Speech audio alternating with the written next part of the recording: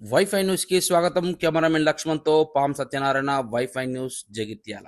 మద్యం మత్తులో అర్ధరాత్రి హాస్టల్ విద్యార్థులను గుర్తు తెలియని వ్యక్తులు చితకబాదారని విద్యార్థులు ఆవేదన వ్యక్తం చేశారు. జగిత్యాల కేంద్రంలోని మిషన్ కాంపౌండ్ వద్ద గల బీసీ బారుల గురుకుల హాస్టల్లోకి శుక్రవారం అర్ధరాత్రి హాస్టల్లో చొరబడి డబ్బులు ఇవ్వాలంటూ విద్యార్థులను చితకబాదారని మీడియాకు తెలిపారు విద్యార్థులు భయపడి హాస్టల్ వార్డెన్ కు లీవ్ లెటర్ ఇస్తూ హాస్టల్ నుండి ఇంటికి వెళ్లిపోయారు.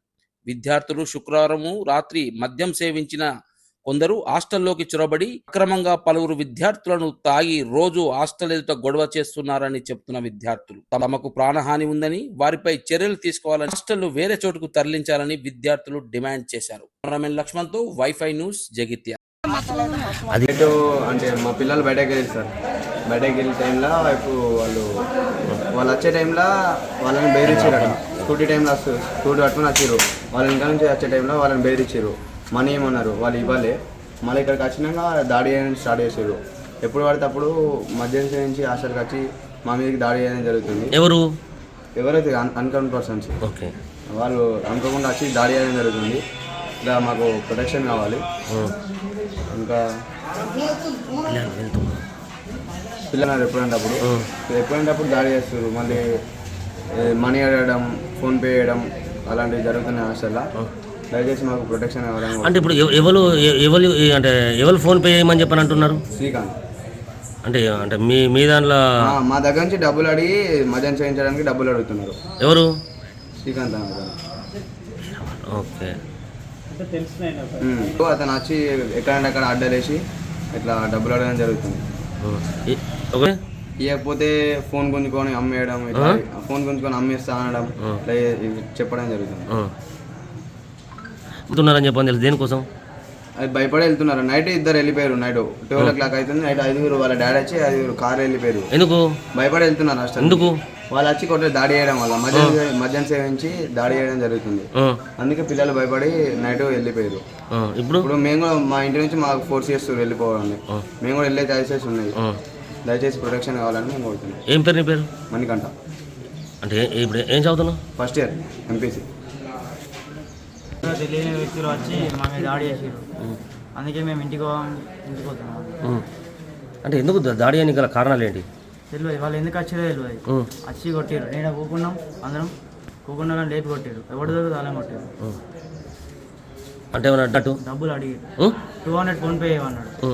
ఫోన్పే అయిపోతే మళ్ళీ ఇష్యూ పెట్టమన్నాడు. ఫోన్లు గుంజుకోవడం అలాంటివి చేస్తాం. ఫోన్లు గుంజుకుంటా అన్నారు.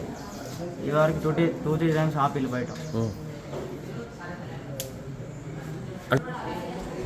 ఇంకొకసారి ఇట్లా అయితే మాకు ఎట్లా మాకేమైనా ప్రాబ్లం అయితే ఎట్లా?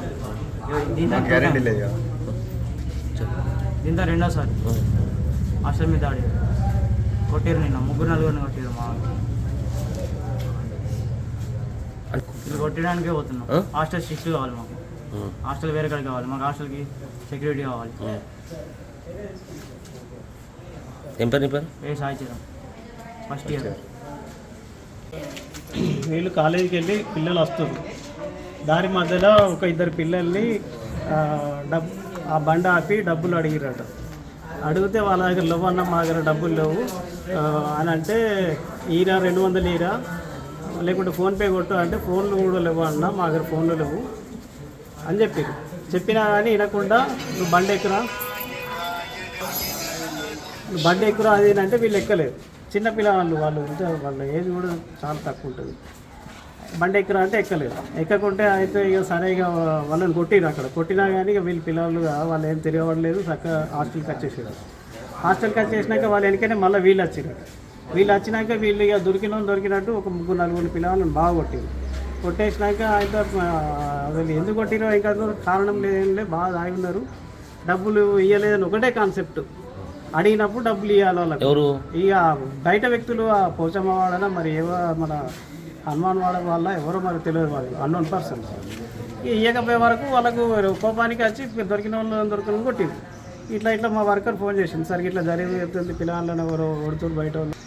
వెంటనే వచ్చేసే వరకు అక్కడ జరుగుతుంది సంఘటన. మళ్ళీ కొడదామని మళ్ళీ వచ్చారు. ఒక 4 తీసుకుని మళ్ళీ వచ్చారు. మళ్ళీ వచ్చినాక పిల్లలకు ఇక వాళ్ళ సెల్ఫ్ ప్రొటెక్షన్ తోటి దుబ్బేసినాక ఇక గేట్ పెట్టేసింది. నేను బయటనే ఉన్నా. గేట్ పెట్టేసి నేను కూడా ఆడనే ఉండి 100 డైల్ చేసిన. పోలీసు వాళ్ళు వచ్చారు, అయితే జరిగిన సంఘటన రికార్డ్ చేసుకున్నారు. మరి ఎవరు ఏం కదా అంటే అలా ఈ దీంతో ఇప్పుడు విద్యార్థులు పోవడం గల కారణాలు ఏంటి సార్? ఇప్పుడు ఇళ్ళలో పోయినా లీవ్లు పెట్టి వెళ్ళిపోతున్నారు అని చెప్పి అన్నారు.